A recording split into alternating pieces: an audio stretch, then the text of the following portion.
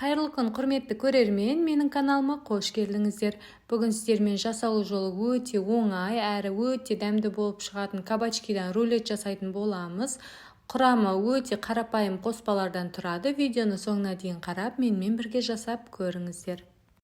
Ол үшін бізге кабачкимізді жақсылап жуып тазалап аламыз, және де осындай терканың үлкен бөлігінен өткізіп аламыз. Бізге 2 кабачкидің өзі жеткілікті, 500-600 граммдай кабачки болса, бізде бір рулетке жеткілікті болып табылады. Осылайша кабачкиді бөлек ыдысқа өткізіп алдық, үстінен кішкене ғана тұз салып, араластырып, қалған қоспаларымызды дайындағанша қоя тұрамыз. Әзірге бөлек ыдысымызға 3 жұмыртқаны саламыз, содан соң 1 чайный ложкадай тұз қосамыз, және де қалауыңыз бойынша укроп қосамыз. Укропты ұнатсаңыз көбірек етіп қоссаңыздар да болады, ұнатпасаңыз қоспасаңыз да өзіңіздің қалауыңыз бойынша.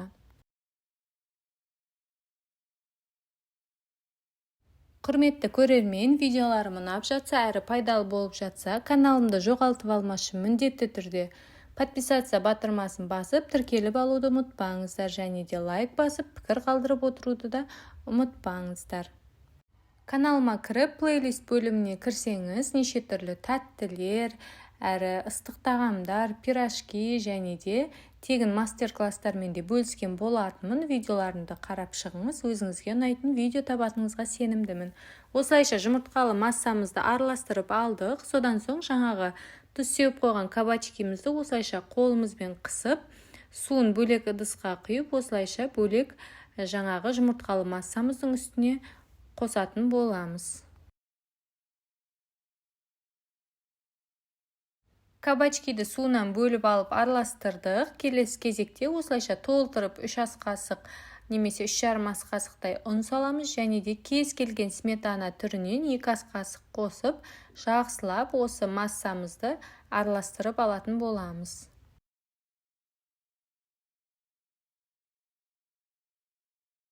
Дайын болған массамызды осылайша үлкен формамызға салып алатын боламыз. Пергамент қағазымызды міндетті түрде төсеп, осылайша барлық жаңағы қоспамызды салып, форманың барлық жеріне біркелкі етіп лопатканың көмегімен жеткізіп орналастырып шығамыз. Осылайша форманың барлық жеріне жеткілікті етіп жайып шықтық. Дайын болған рулетімізді міндетті түрде алдын ала қызып тұрған пеште 180 градуста 20-25 минуттай пісіріп алатын боламыз. Неке қыздар, менде әркімнің пешінің қызуы әртүрлі. Менде 20 минутта осылайша пісіп шықты. Формасынан алып, рулетімізді осы пергамент қағазымен орап қоятын боламыз. Осылайша рулетімізді жақсылап, арасын біріктіріп, тығыздау етіп, орап, кішкене суытуға қойып қоямыз.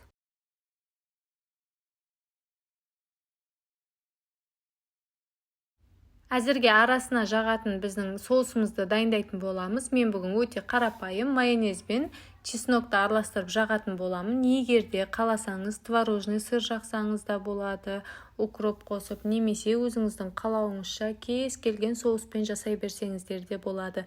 Мен қазір чеснокты майдалап осылай турап алып, майонезбен араластырып, және де арасына помидор қосатын боламын. Ол өзіңіздің қалауыңыз бойынша осылайда өте дәмді болып шығады.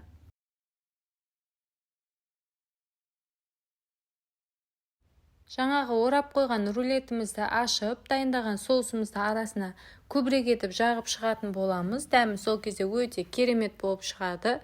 Және де қаласаңыз арасына помидор, укроп қосып жіберсеңіздер де болады.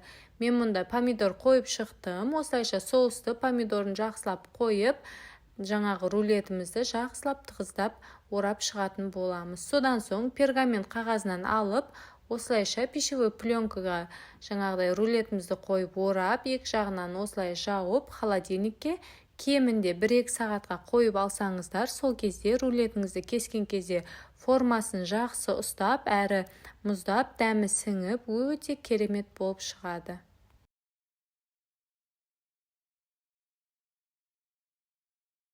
Неке қыздар, біздің рулетіміз дайын болды. Холодильникке осылайша салып аласыздар. Менде мұнда әлі рулетім ыстықтау болып тұр, қатты суымаған, және де мен сіздерге тек қана көрсеттім. Мұнда мен холодильникке қоймадым.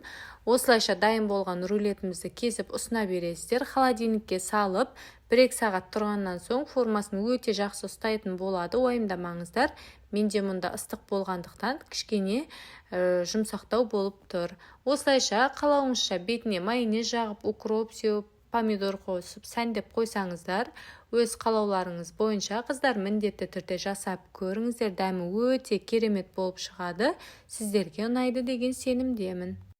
Қыздар қонақ шақырған кезде холодный закускалардың жанына осылайша рулет етіп жасап, кесіп қойсаңыздар да өте керемет болады. Ол кезде міндетті түрде алдын ала холодильникке 3-4 сағатқа салып алсаңыздар, өзінің формасын жақсы ұстап, әрі дастарханыңыздың көркін беріп, өте керемет әрі өте дәмді болып шығады. Қыздар міндетті түрде жасап көріңіздер.